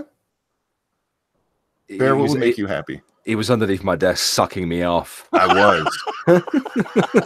I wasn't going to put it that way, but yeah. No, Bear, I am rendering a video right now. Hey! Oh, my goodness. You did say this morning that you were making a video. Yep, and it is all done, and some people are not going to be happy with me. Well, you've got a debate this evening as well. I do, yes. Me and Bronx Blogger are going to talk about capitalism and socialism. That should be fun. Oh, good Lord. Bronx is all right. He's a good boy. He's a douche. I like him. I'm with Monkey. I mean, we don't. We don't have to like the same people to be friends, Bear. You know that. Exactly. My opinion. But yeah, I'm with Monkey on this one. James asked me, or Jay Brown asked. I always want to call him James Brown. If it'll be, sorry, will it be uploaded in time for Lords of the Night? I'm going to try to upload it as fast as I can. I have to do it between Lady Monkey's breaks, and my internet sucks. So I'm hoping. Is it the abortion stuff? It absolutely is, yeah. Yeah, that's going to piss people off. 2 videos in 1 year? Hey, fuck you. Who said? Oh, festering wound, you asshole. I love you, dude. I don't know if you've seen it, but I commented on your last video. My God, he actually did it. Oh yeah, I saw it. There were a whole bunch of you who were fuck all y'all. I'm one to talk. I don't know how long it's been since my last actual video. So Zero says 2 videos in 1 month. That's insane. Look, I'm trying, and I got my new mic. I told you guys once I had this, it would be so much easier for me, and it is. My mic is in front of my face. I don't have to sit in a fucking weird position. You're doing better than Shu now. Yeah. Well, she still has, more subs and views. All she has to do is come on and say hi and gets more views than me. Yeah. Yeah. Well, she has been around longer than us, and she is a girl. Yeah. So is your new mic, has it got a boom on it where it reaches out to where you lean back? Or? It's the same mic. It's just a longer boom arm. Oh, yeah. This one is, I think, 40 inches, and it centers the mic right in front of my face. Am I going to premiere it if I can get it uploaded in time? I haven't tried that feature yet. I'm going to. I do like the premiere function. Yeah, I'd like to be there live so people can tell me to go fuck myself. Well, it's quite nice talking to people as they're watching your video, and seeing as everything that we upload gets demonetized, it kind of gives us the opportunity to at least earn a super chat or 2 from the video. Oh, sure, yeah. So I mean, the last video I premiered was something that got demonetized, and James Colley, who's out there in the chat right now, donated $7 in super chats, and that made it all worth it for me in the end, because at least I made something from the video. Lindsay says, I don't think your mic sounded that bad. It's not the mic that was the problem. It was where it was positioned. Yeah, it wasn't so much the sound, but he couldn't sit comfortably, sit back and be on the mic, which I totally understand. Anytime I'm talking to you guys, presently at the moment, I am kicked as far back in my recliner as I can with a mic shoved in my face. What's the matter, James? What did I embarrass you? What James are you messing with? Yeah, James Colley there just said ... Oh, I don't think he's amused. I was saying thank you. You made it all worth it, mate. All worth it in the end. so what were we talking about before I rudely interrupted? Oh, we've covered a little bit of everything today. There's a woman in New Mexico who keeps receiving pea-covered bologna from a stranger. That's odd. Yeah. I also discovered that this is something that I've actually not seen in UK supermarkets because it's spelled Bologna, and oh yeah, we have weird spellings. Although I imagine we probably pronounce it the same as well, but I just haven't had it before. I don't think I've ever had bologna. It's the same meat as a hot dog. It's just flat. Oh, okay. Yeah, I don't think I've ever had a bit of bologna before, like as a piece of bologna. That makes me sad, man. I'm not too big on regular bologna unless it's fried, but pickled bologna, which is a southern thing, oh yeah. I made myself a bologna sandwich just last night. Oh, yeah, Jen summed up the stream: conspiracies, documentaries, blood, and ID. Yeah. In fact, and this is something that I know you we were talking about somebody you don't like very much, actually. Which one? Shane Dawson. Oh yeah. Did you guys watch his stuff? I've not watched his new nearly 2-hour video, but did you see that he ain't getting paid for it? No, I didn't. That's funny. And what's interesting is that how we found out about that. Paul Joseph Watson quote tweeted him, basically, saying, will YouTube, with its new policy about conspiracy theories, be doing, shadow banning and demonetizing Shane Dawson? And Shane Dawson responded, basically saying that no, he's been hit with a yellow symbol or whatever, or it's been demonetized, and that he's a fan of Paul Joseph Watson. And it was that last bit that got me. And I went, oh, his fans not happy. I bet. Yeah, because this is something we discussed this morning and something we said earlier as well, Monkey, is that Shane Dawson exists within a progressive bubble. He does. As you said as well, he apologized for his more offensive comedy stuff. And it looks like he's probably going to end up apologizing for liking Paul Joseph Watson at this point. I saw Paul Joseph Watson's tweet, and I was waiting for a response from YouTube. I'm surprised they haven't come out and actually said something, because he is one of their golden boys, and that's because he makes them a lot of money. Yeah. But yeah, with him coming out with this right when he did, I mean, they really have no choice except to demonetize it. But he has an ad on it anyway, doesn't he? Well, I mean, I don't know whether he has his own sponsorship. I've not watched a video, and even if your video goes into limited state, you can still get ads. I got to ask you guys a question first. I'm making my thumbnail here. Yeah. Okay. Do you think I'll get in trouble if I Photoshop this so a baby's going into a vacuum? Well, if it were up to me, you wouldn't, but I have a sense of humor. Either way, it's definitely getting demonetized. You may as well just turn off monetization for that video, mate. I'm going to see what happens.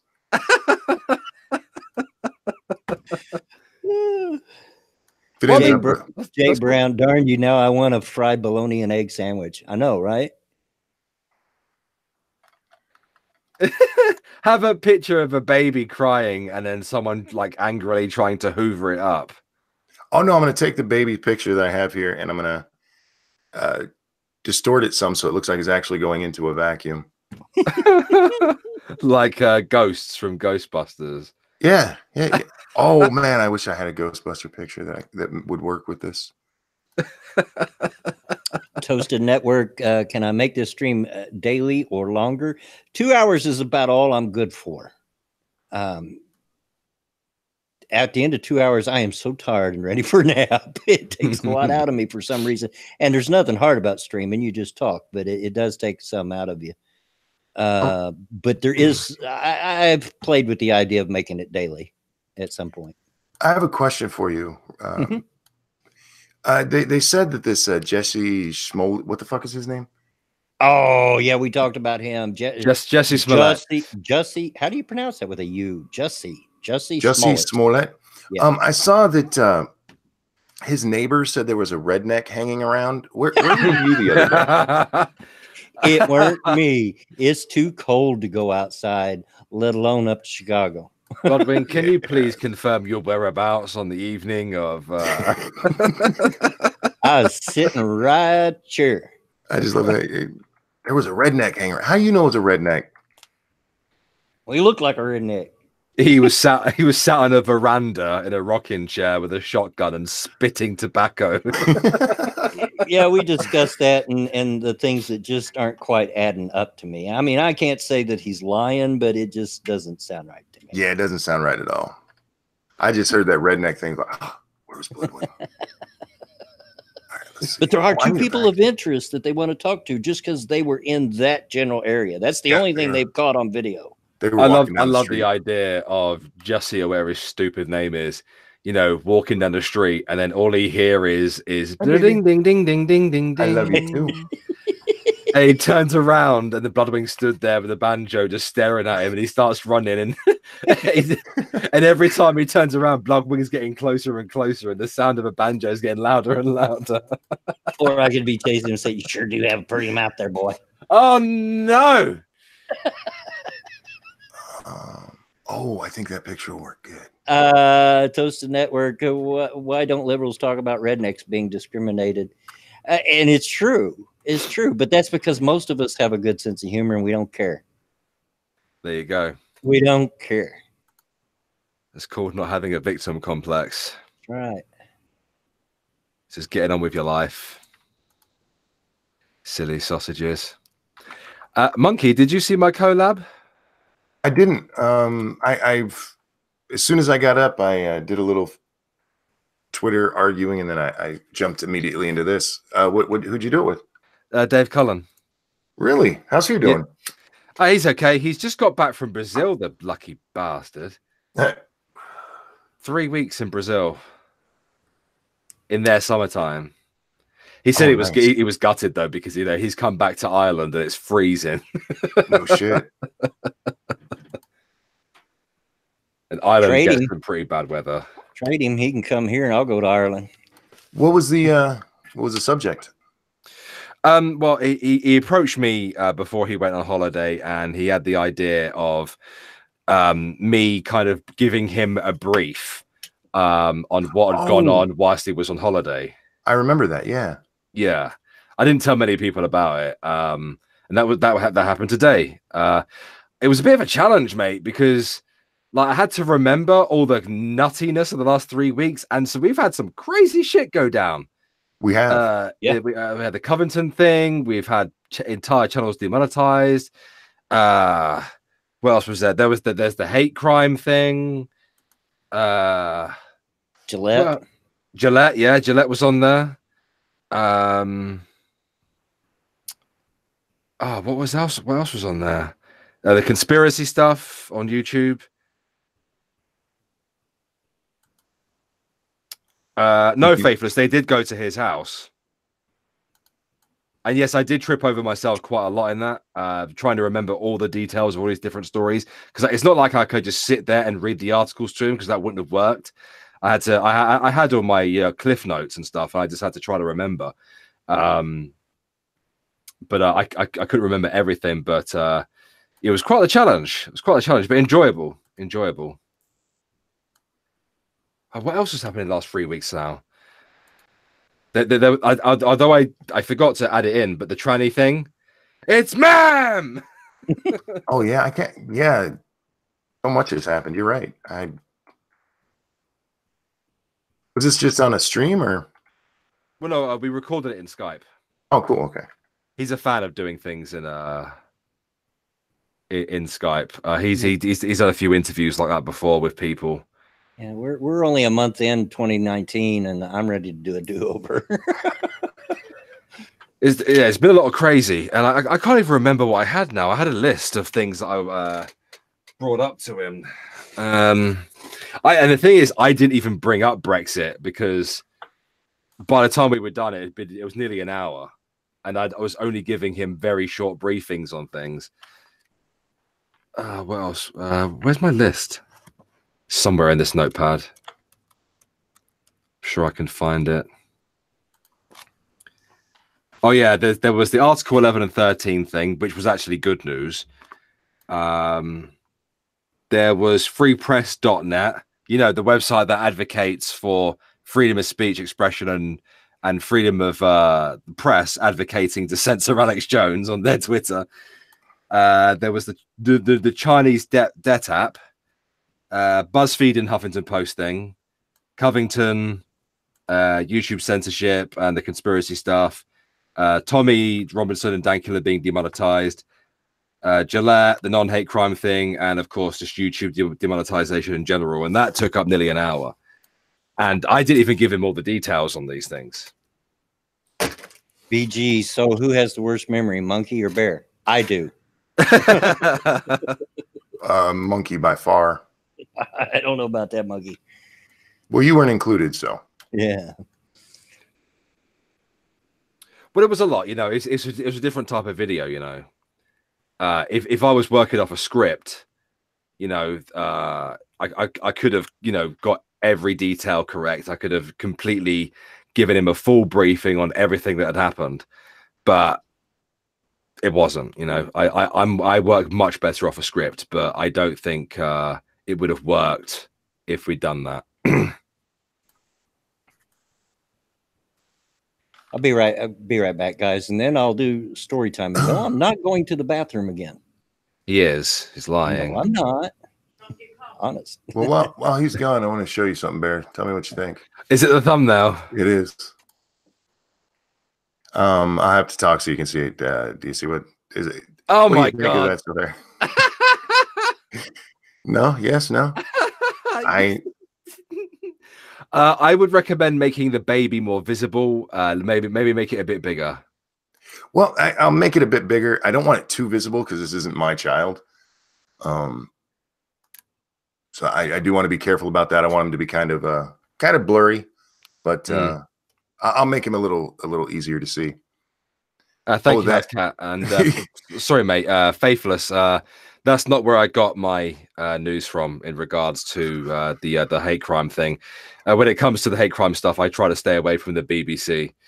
But either way, it's still fucked. I'm contacting you, Monkey, to check your thinking. Can I borrow that? Can I borrow that abortion Hoover, please? I've got some work to do.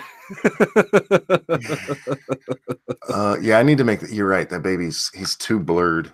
Well, the only reason why I say it, mate, is because when you look at your sub feed and you've got all the people you subscribe to. Yeah. I just think it needs to be a little bit more in your face. Yeah. You know what I'll do? I'll just blur parts of his face. I don't have to blur it. I'm just saying, make the baby bigger. No. For the to keep his face from being recognizable. Oh, okay. Wait, if you want to blur that, that's fair enough. But blur tool. What the hell? Oh, it's not very. There we go. I'm on the right. Okay. I'll just say make it bigger if you can. Oh yeah, I can definitely. Oh, Jen, that's spicy. That's spicy. I think you should do it. You know what? I actually should, because that is a point that comes up in the video. Maybe you should edit that into the video. Jen's evil. That's why we love her. She's so friendly, though. Well, she is Canadian. Gonna watch out for her.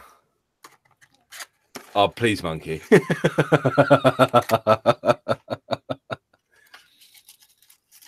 That's spicy. There we go.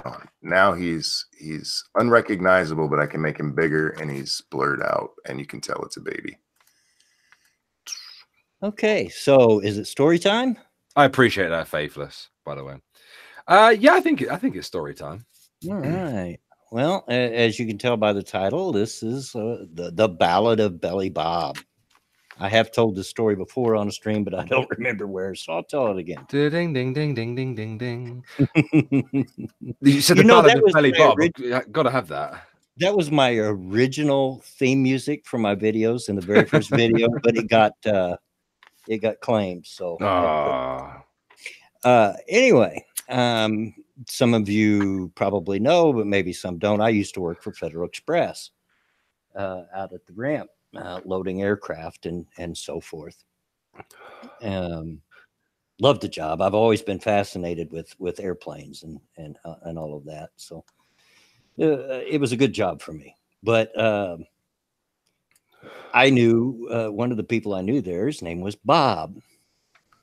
And one day it was kind of weather like this. It was really, really, really cold.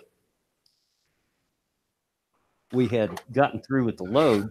At this point, he didn't work in the same group I did anymore. He worked in another group. And he was loading a 727-200, which is a narrow body airplane. And some of the freight has to be loaded in the bellies piece by piece. It's not in containers. It's just put up there in piece by piece. Anyway, his manager called me up and said, have you seen Bob? And I said, no, I have not seen Bob. Why? She says, well, he never came back. He never checked in after the load and nobody can find him. So, well, I'll tell you what, I know what his car looks like. I'll go out to the park, and where he parks usually, I'll go out to the parking lot and see if his car's still there.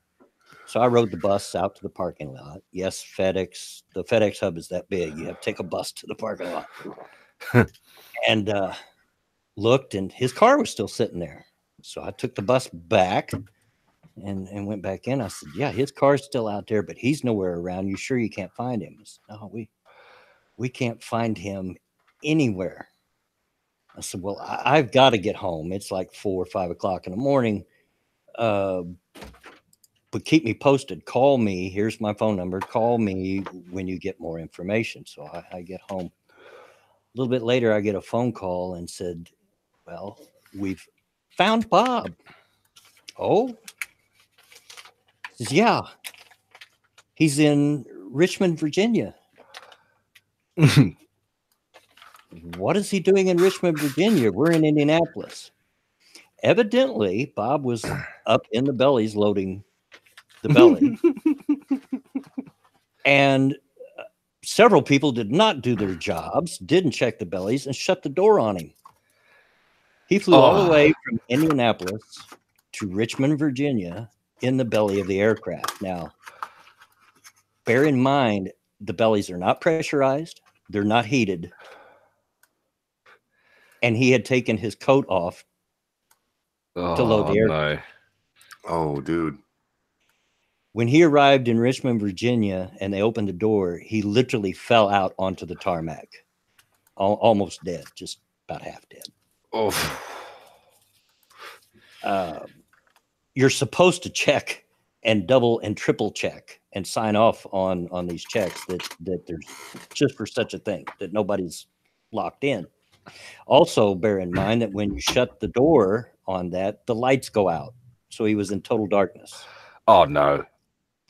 I talked to him later. He said that he was beating and kicking and hollering and beating on it, but you're out on the tarmac, at the airport. Nobody can hear that. You got all them jet engines and stuff. But he spent some time in the hospital and then made it back. He settled. He had to sign a non-disclosure, so he could never say just exactly what he got out of it. But they did pay him. I'd imagine. Yeah, I bet it was quite a hefty sum as well. Yeah, and there was also some rule changes. As a matter of fact, you know how in the trunk of your car you've got that glow-in-the-dark cord that you can pull in case you're locked in your trunk. They installed the same thing in the bellies so that if you pulled on it, a little light come on the cockpit panel to say somebody's still back there. Stop the plane. Stop the plane. Oh, But he's from lucky. From that point on, we all started calling him Belly Bob. I bet he wasn't amused by that. Oh, he was actually part of a small group of guys. There was me and about 3 other guys that would get together after work when we got home about 5 o'clock in the morning and play games online for an hour or two. Oh, okay. He had a good sense of humor about it. I needled him, tried to get how much he got out of it. He wouldn't say. I can't say it. He said, but let's just say it was worth it. We're worth nearly dying for. Yeah.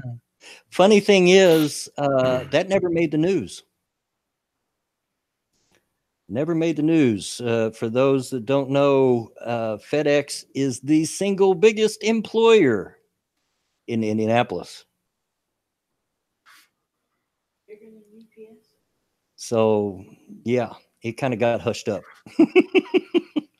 I bet. I'll just imagine that, man. You go to work. That would suck. You go to work. You're working hard because Blood's told me all about his job when he was working there, and he was saying it was like a really hard work. You had to dig deep during his shifts and stuff. You got this guy. He's digging deep. He's working to the point where he's taking his jacket off. He's getting that hot, and then he gets locked in a unpressurized, freezing cargo hold, total darkness, in pitch black. I can't imagine what was going through his mind on that trip. Like, I'm going to die, and no one's going to know till I get to the other side. Oh, see, like if he'd been able to see, he may have been able to grab a few things, to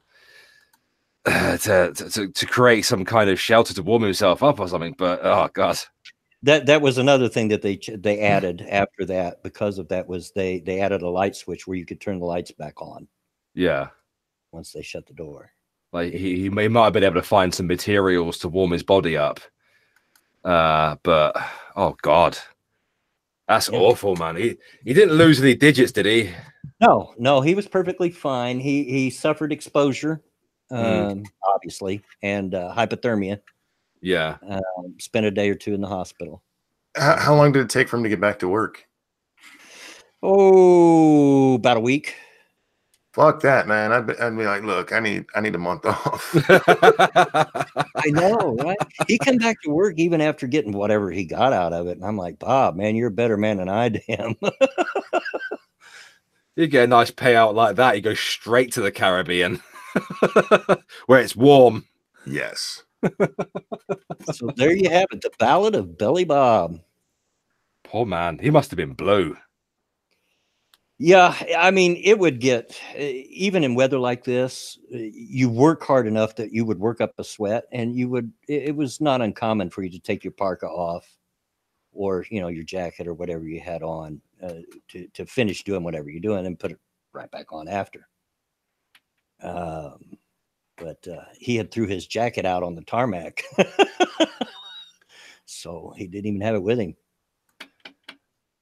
Well, I mean, at least he survived and didn't lose any digits in the process. I mean, a lot of people tend to get frostbite and stuff when they get exposed to extreme temperatures like that. Oh, absolutely. And bear in mind, they flew an average of about 30,000 feet. The air's pretty thin up there.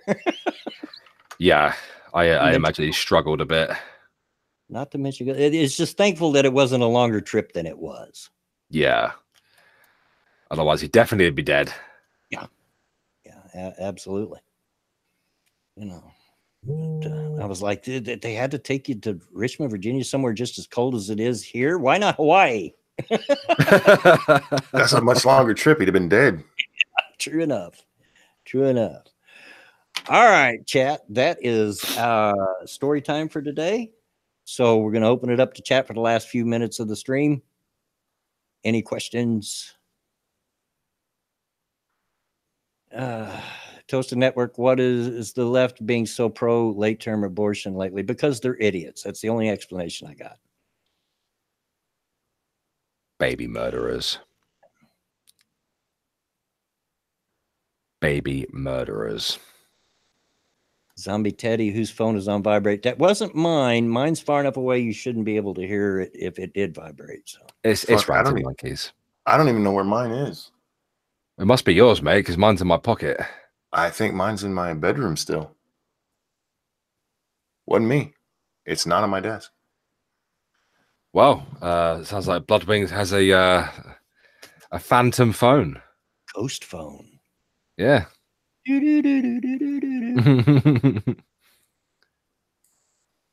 Yeah, Bandsman, I couldn't say it better myself. The left is crazy.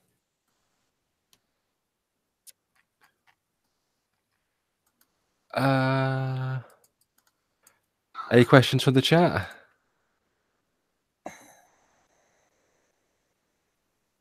No. I'm reading them. I'm not a boomer, Lindsay. No, he's Gen X, and they didn't do nothing. Shit. Yeah, you can't blame us for nothing. I'm telling you. Oh, can. A Toasted Network, because I know Monkey about as well as you can know someone online, and I would take his word for it. What's that? Don't want to be a dick to Monkey, but how will we know he is really spending the money on Barbie Dreamhouse? Once we get it, I will show you pictures. I picked up Subnautica Below Zero this morning. Have you tried it yet? I have not tried it yet. I were considering streaming it because people know how much I love Subnautica.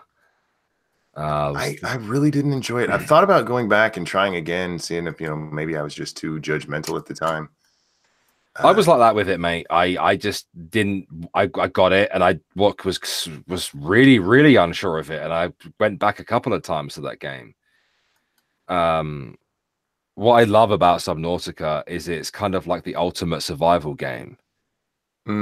It is a true open world game. Like, the world exists, but it doesn't need you to exist. It never pushes you in any one direction. You have total freedom to do whatever you want to do. You can build stuff. You can survive. And it's like a living, wild environment. It's nothing's out to get you. It's just if you wander into a predator's area, it's going to have a crack at you, just like it would in real life. RJ Band's favorite car you've owned? My 1967 Impala, hands down. My Intrigue. I fucking love that car. Is ARC worth the money? Zombie, get it on sale. Yeah. What type of video games are you interested in? All kinds. I like video games with a story. I like some shooters. I like survival games. All different types. I haven't played Subnautica, but I did enjoy the crap out of Appsro from Neebs Gaming playing it. Yeah, I love that series. It's great. My favorite episodes is whenever Appsro and Neebs are going at it with each other. Yeah. Yes. And I love the fact that Appsro crash lands on 4546B and he calls up customer service. Can you put this on radio, Toasted Network? I don't know how. If I knew how, I probably would. Okay, can I show you the thumbnail again real quick? Absolutely. Yeah. I want to see what you guys think. There we go. That would be the finished product.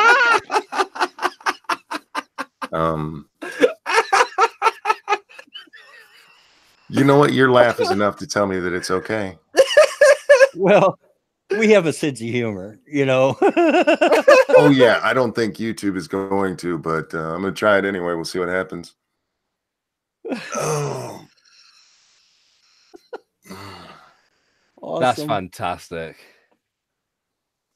I'm coming to you in the future to make my thumbnails.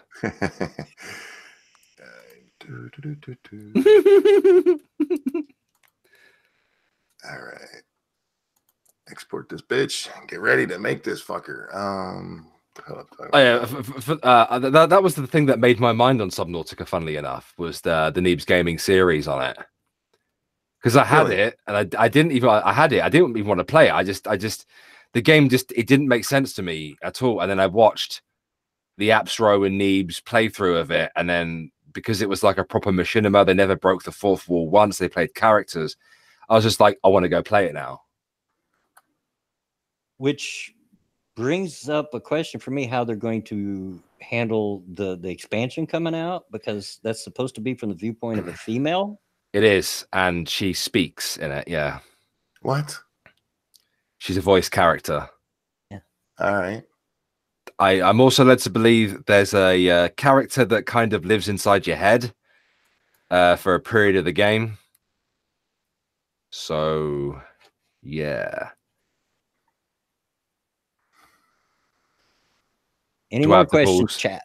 Do I have the balls to play Resident Evil 2? I was never into the Resident Evil games, so it's not about having the balls. It's about whether I want to spend money on a game series that I never liked. So, yeah, they're some of my favorites. But Bear doesn't like scary games too much. He gets scared easily. I mean, I play Dying Light, you know? Yeah. See, I don't know if I'll be able to stream a game because I've had problems recently with streaming games. Just massive lag. I tried it once and my lag was so terrible. So terrible. All right, folks, we're going to end it. If there aren't any more Outlast, he did that. And I went online to hold his hand, and he still rage quit and immediately deleted the game. I run out of batteries, okay? I don't think I've laughed any harder. And I've told him ever since, I wasn't laughing at you, Bear. I was laughing with you. But I don't think he quite believes me.